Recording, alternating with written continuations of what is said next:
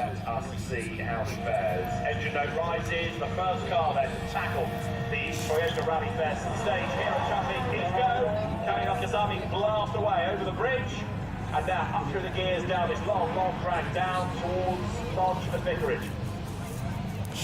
Just the power of almost the front wheels come off today. It's quite astonishing that 380 brake horsepower going through four wheels. Just spectacular. Just shy of 400 horsepower, 6-speed sequential gearboxes through that double left now the long straight, and prepare yourself if you're near the donut, because here is the first serving of them. Cholmondeley Castle then in the Citroen C3 WRC arrives at the donut, brakes early, turns in. That's all about keeping the power on. That's good, that's all right. That's decent from wide on the dirt on the outside back. Now speed building all the time. No dip as he hits the brakes, sets it up now. Through Chapel into Lodge, which is the next right back, steps out. And of course the next part of the stage is heavy braking and a sharp left. And down the hill. So he's got to be careful on the braking going down the hill. And gets it very sideways, just flicks out again. As he steps on this brake down 2-3 gears down into the left-hander. Very sideways out of the corner, over the flying finish he will go. And let's see in a moment what the time offered up by Cholmondeley Castle is. It's going to be the benchmark time as soon as we have it. And the next one to go will be number 12. In fact, Esataka Lappi, not Mansonsberg. It's an arm form, isn't it? The rear spoiler of a Toyota Yaris. It should be in the Tate. Yes, it is. Right. 70.3 seconds is your target. 1 minute 10.3 from Cholmondeley Castle. That's interesting because the R5 car this morning was quicker, so that could mean that it's slippy. Yeah, because they didn't have to do a donut. They had a chicane, it's really different doing a donut, isn't it? What was the time again? It said 170.3 time, which is interesting because the National Rally car was quicker. Like the fastest time this morning was quicker. They did have a donut today.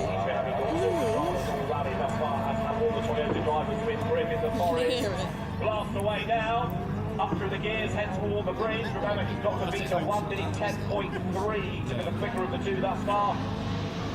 Very rapid indeed, isn't it? And he's still got more of this straight to go. Then hard on the brakes. And early braking actually. Dabbing the brakes rather. You know, as I said, you don't take that level. That's lovely. Just a little too wide. So lovely. Out of the Vicarage corner he comes, and now the run up towards the Daneshaw Donut, where he's about to brake. The Daneshaw Donut beckons for him. He will fling the car through now. Let's see how this is compared to the And it's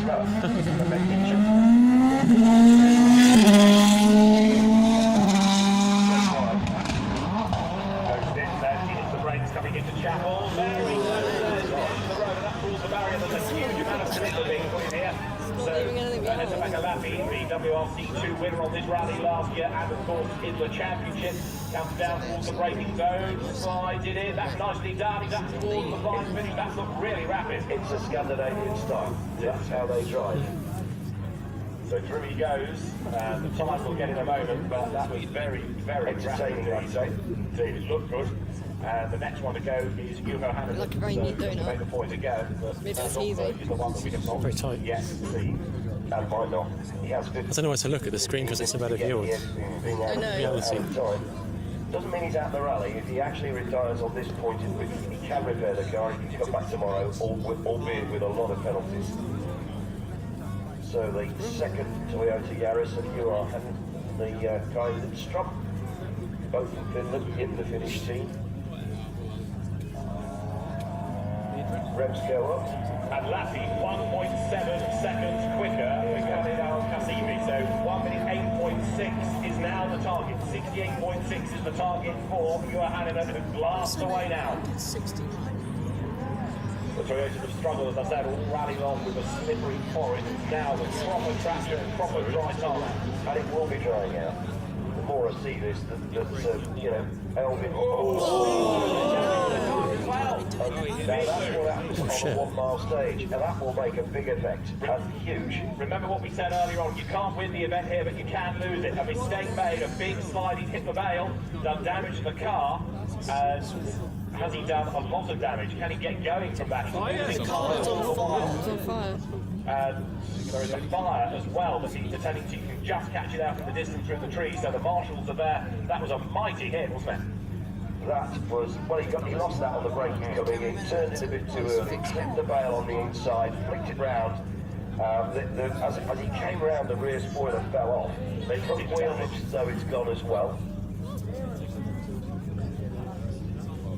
Right, It might have been a rear wing. yeah, we've just been trying to re-spot that again.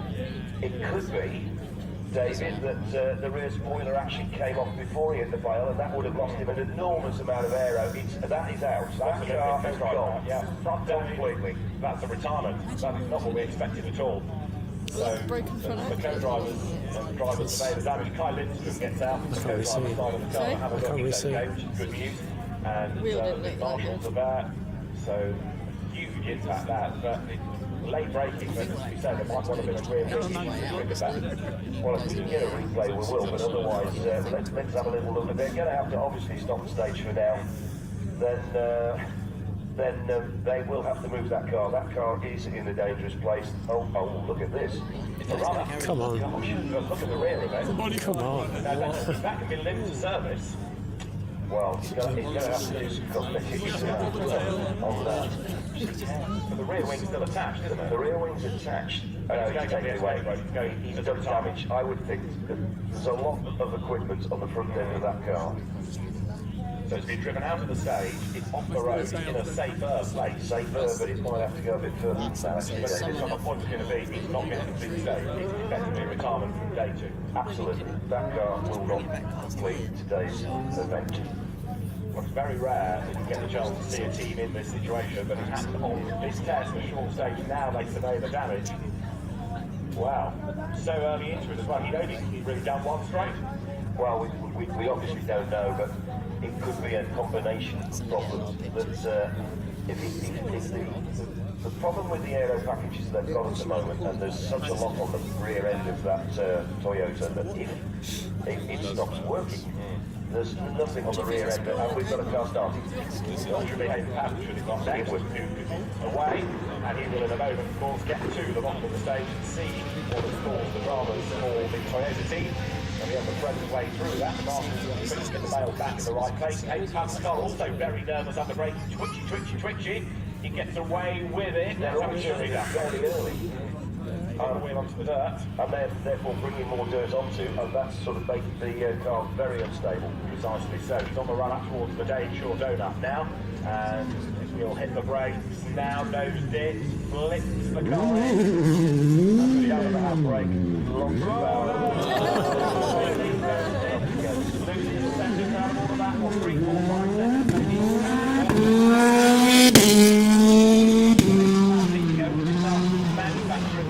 So that's not what you want to do, Dana. Yes, they are. So Hayden Patton now with Seb Marshall alongside him.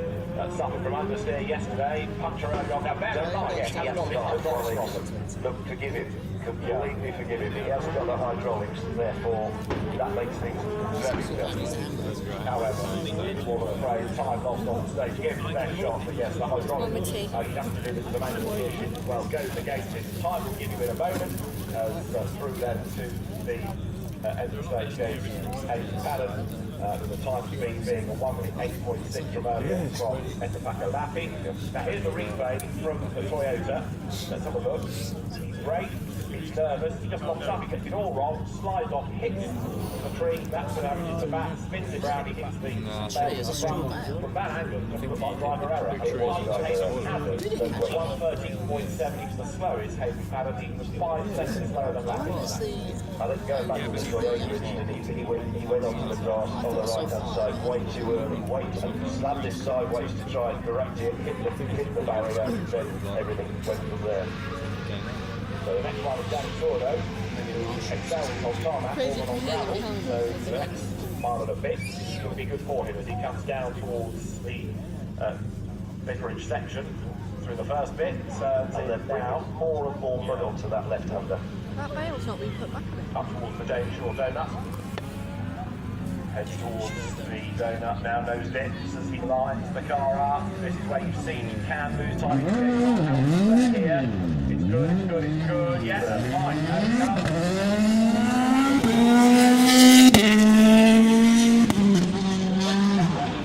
Set the car up now.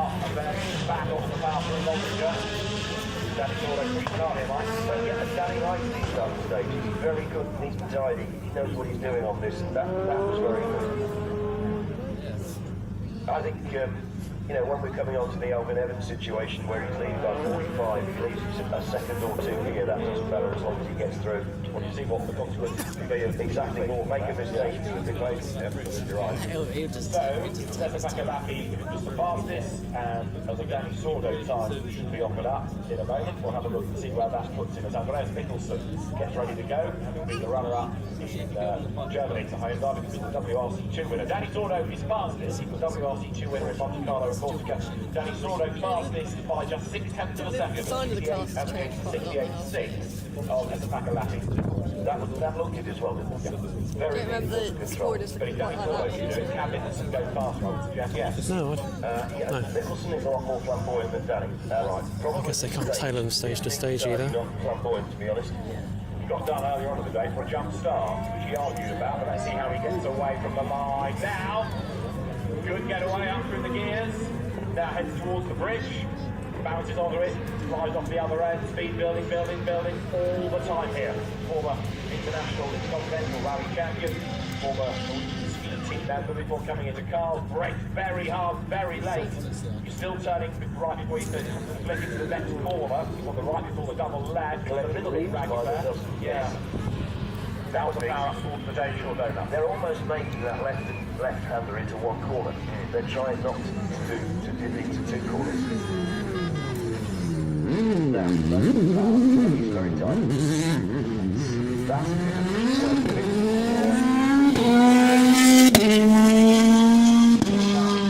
Today, on the front wheel back against the slipper, trying to avoid damage here. Just get perilously close to the barrier. Now along this run through Lossinger, down towards the bridge and the flying finish. Breakers late, but as hard as he's there all the way around. Here he comes, one more corner to go. We said Mike was going to be flamboyant. He's lived up to the bill. Hatter over the flying finish to go. The time that he's got to beat is a 68-second run exactly against his teammates. So he's going to try and do time quicker than that, and we'll see in a moment whether he is faster than Danny Sordo. Always like to beat your teammates. That's the I don't think he looks as fast. meet with Paul Nagle. Is that like a spoiler? I don't know. If Number 9. you can handle the car, it could be advantageous on a course like this. Half a spoiler in the rear. Look at the approach to that corner where he crashed. There's no big wrapped bail in the apex of the corner now. Okay. Check it out before we see it. Because that's what he crashed into, because he turned into a scene, didn't he? That took his nose out, and there's no bail there. They weren't quick putting it back, they just haven't put it back. Launches off the line, up through the gears, head to the bridge. And now you're going to see one of the most exciting drivers really go for it. And it's on tarmac, and Citroen's like tarmac, so as long as he doesn't make a mistake coming into this one, brakes rather early. A bit tentative into that left-hander, to be honest. And then very wide into all of the dirt on the outside that might just cost him a tenth or so. Yeah, it will. The Daniel Donut is next. Let's see how he gets through this. Talk us around it. Well, I think Danny got it absolutely perfect. He was slow in, lots of power, very close to the veil, didn't have to go too much onto the grass. That's just like that. And that is lovely. Absolutely lovely. Alongside his former British junior champion, makes his way into the last 2 or 3 quarters of this very short sharp test. He's sideways there, but the momentum is kept up. Now he heads all the way through Lossinger down towards the Jackson Stocks Bridge. Kicks out there a bit. Doesn't he? Can he get it all slowed down in time? Because there's a bit of dirt there just on the braking zone. He's a little bit wide, but that's okay. Through the flying finish. Remember, the time he's got to beat is 68 seconds. The Citroen through, and the time that is offered up by Chris Meek will come through in a moment. And he's 4th quickest. It is a 68.7. Chris Meek only 4th fastest. I think he was a bit tentative in that first left-hander on before he come onto the long straight, and that probably lost him the seconds. Now, Toyota will be concerned over what happens, of course, for Hannon, but Gary Matulapala is getting ready to go back in the steering wheel inside the car, spiking himself up, and he knows he's got to get a good time out of this.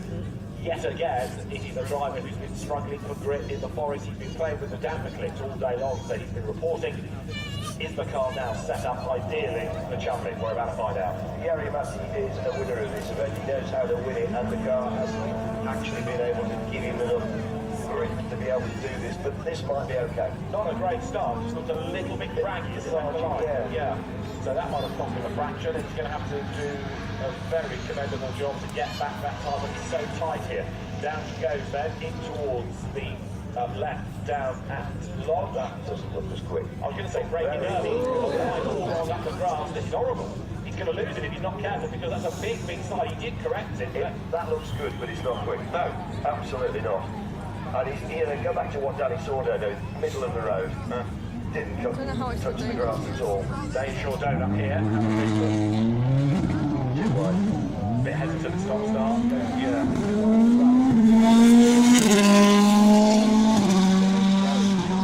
The car is not doing what he wants it to do. Certainly looks good, but it won't be on the top. So he's going down the hill, twisting sideways yet again. This will be interesting to see if he goes wide. And now he didn't go on that one, he kept that one neat and tidy. The Gary Massey lap lower across the finish. Second fastest, would you believe? I'm sure, but that didn't look that hard, but it's only half a second down on Danny Sordo. So 68.5 as against 68 seconds. So Gary Massey, even though he did not look good through that first sequence, comes out just half a second shy of the best time of Danny Sordo. Jerry Deville will be next with Nicola Gilles. Remember, 10 seconds penalty even before stage 1 for lateness. Stage 2 slid off the stall. Stages 3 and 4 they have to change the zip mapping between stages yesterday. But he's the only driver today other than Alvin Evans who was recording the fastest time and a real turnaround. Yesterday, struggling, today, bang on the money. Well, he's got the car to what he likes. Jerry is a very aggressive type of driver. Likes this event. Knows how to win. Here we go. So he's obviously missing some rear Good getaway. body weight. Quickly. Is that going to make him less than Down to less than 1,200 kilos? Yeah, the start of that bar is Not much. quite unusual. And I wouldn't sort of have recommended it, but it seems to work for him. Well, of course, he shortcut that. I'll take a big chunk Well, out of it. there's so much rubbish onto the front and reeds on there that they're probably putting it in early anyway. So as they come now towards the Daneshaw Donut, let us see how this pans out for the Hyundai driver. It was Danny Sordo that was real fast. He's still a big amount of each, that's good. That's how you do a donut, I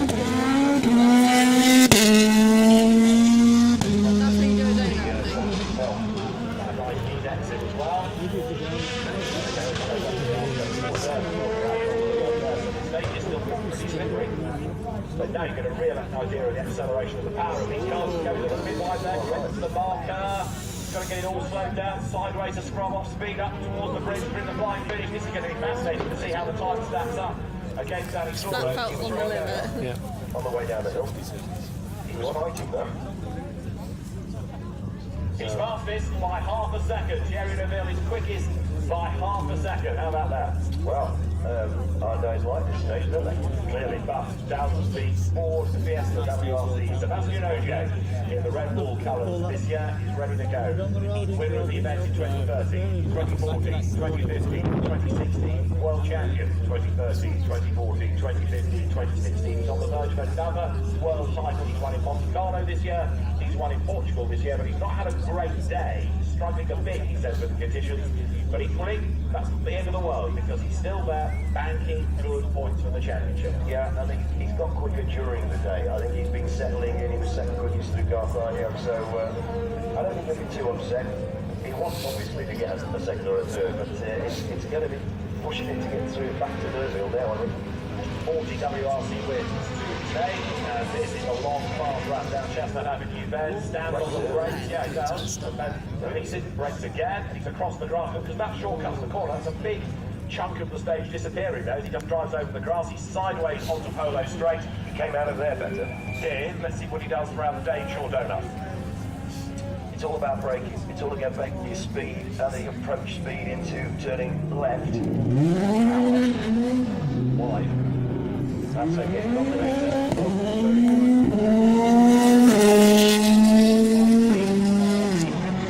World champion, he's also a junior world champion, don't forget. Sebastian Ogier there, goes over the dirt line on the right. ready for Elvin Evans down towards the run into Jackson Stock Bridge on the flying finish. Looks quick to that point, finds more of the earth on the road, turns left, over the line finish, remember it's a 67.5 that he's got to beat, and let's see what the time is from Sebastian Ogier. So you're right, now that Bale's gone, they've got a different course to take. Is it quicker going out onto the Yeah, I would have thought so. I don't know. I would have thought so. Early on the brakes to that first left-hander. 68.8 was the time, 7 quickly. So the order: Neuville, Sordo, Lappala, Lappi, Mickelson, Ogier, Alcasimi, Paddock. Those are the 9. Remember, no Valdosto through the stage, and Montana is the next one ready to go. I've just had a sort of so-so day, really. I really thought it might go out from the start to win this rally. Moving on, of course, after the next event in Australia to Toyota, and I thought he would go. A bit disappointing. He's still around, he's still in the top 3. And we're not done yet, so who knows what might yet happen as Tanak goes. The Estonian national champion, he went to Ford in 2012. Went back to Mercedes, came to WRC2 and was then brought back to the World Fold by M-Sport for 2015, and here he is still fighting for the World Championship. He's another one shortening the run down there through the last sprint. Not as quick, you're right, but is he neat? No, not enough, not enough. So the Dane Shore Donut Right is the though, next was I'm part doing of the that, stage. if that Bale was out, the last 4 cars would have been taken out by the way. Brakes. Best yet.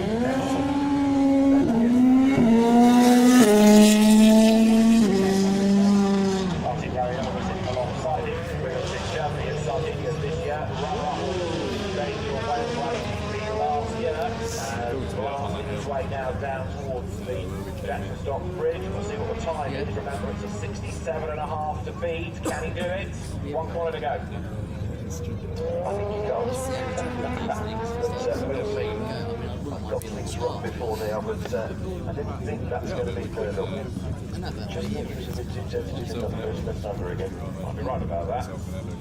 So Neuville 67.5, Montana third on a 68.3. So Neuville, Sordo, Tanak, Lappala, Lappi, Mickelson, Meek, Ogier, Alcasimi, Paddock is currently in the top 10. And now, are you all in good voice? Elvin Evans is the next one to go. And certainly you can think back to the days of Colin McRae or Richard Burns on this event, or the likes of British drivers at the British Grand Prix. Home support can be welcomed a 10th or 2, if not more. So let's all get behind Elvin Evans. He comes here, remember, as the rally leader. How is he going to fare on this stage? The rally leader of Dane Shore Wales Rally GB. Blast away from the line now, up through the gears, and Elvin Evans with Dan Barrett sitting alongside him, 5th on the event back in 2014, 4th on Thursday, rally leader overnight, rally leader still, now second off down towards Lodge. He will have heard of the accident, Sir Hallinan. I would imagine no mistakes is in there, no mistakes at all. And if he doesn't get quickest, it doesn't really matter. With 45 seconds lead, he doesn't need to do anything special. So here he comes up towards the Dane Shore Donuts, the man to beat, the man chasing him in the event, Thierry Neuville. Yeah, and let's just see what we're going on that. Lots of power comes in fast.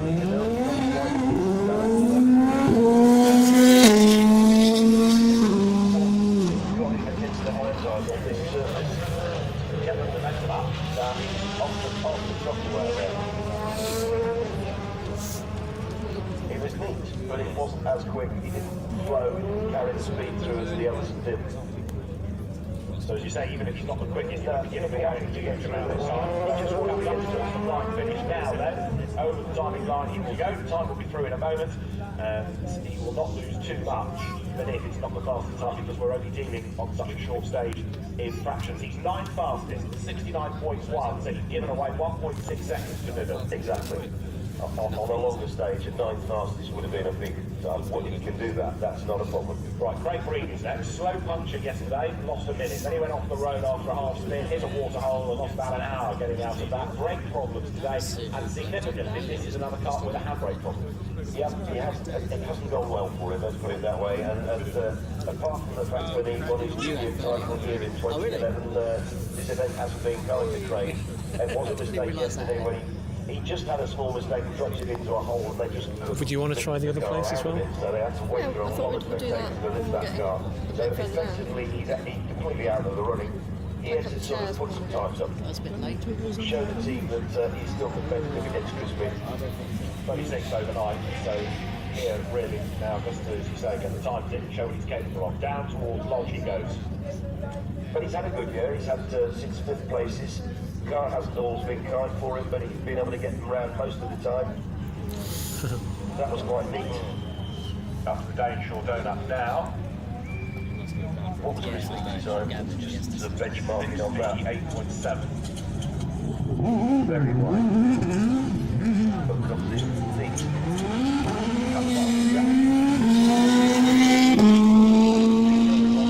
Great. It's only 1.8 kilometres long this test, and he comes down the channel, under the guardrail there, up to Gloucester next. They move around a lot. You can see it there as well as the car is sideways coming over the brow into view. He's standing on the brakes. Craig Reed hustles it through the last corner over the brow. What is it? 68.7 was Chris Meek's time. Craig Reed 69.3 for the time, so that puts him 10th. So Craig Reed through, and we turn our attention next to the Citroen there, which is in the hands of Zerderides. So the Greek driver, with Frederick Midlot sitting alongside. This runs in the trophy category. Now, we've had a brief explanation about the specification of cars. The trophy category is for WRC cars, but of previous generation, built before this year. Correct, basically the last year's cars. They are very quick, but they're not competitive against the new aero package. So that's what we saw. That's the kind of thing we were watching. 320 brake horsepower, haven't got the aero. When we went the last time. How they have fun. But he's a competitive driver, very experienced, having great success back home in domestic. What's that hanging off his and goes now down the long chilly section. Very simple, Very sensitive through there. They don't get wet leaves in Greece. Not often, not most of them. Right, up towards the Daneshaw donut. See how this fares. This is better car, remember? Exactly, this could be interesting because I don't suppose he's done a lot of practice on donuts with this car. He didn't need it, that's very good.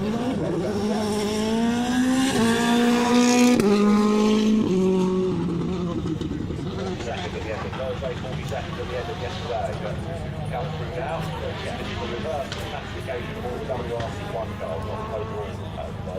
So he's got a corner or two to go, out of Voltager. There, much more hesitant, in the way that he's dabbing on and off the brake, whereas others were getting it sideways and starting off the speed that way if they needed to. Now, I'm not sure, David, whether there is going to be a 4-minute gap. There should be a 4-minute gap in the next car because it's a different category.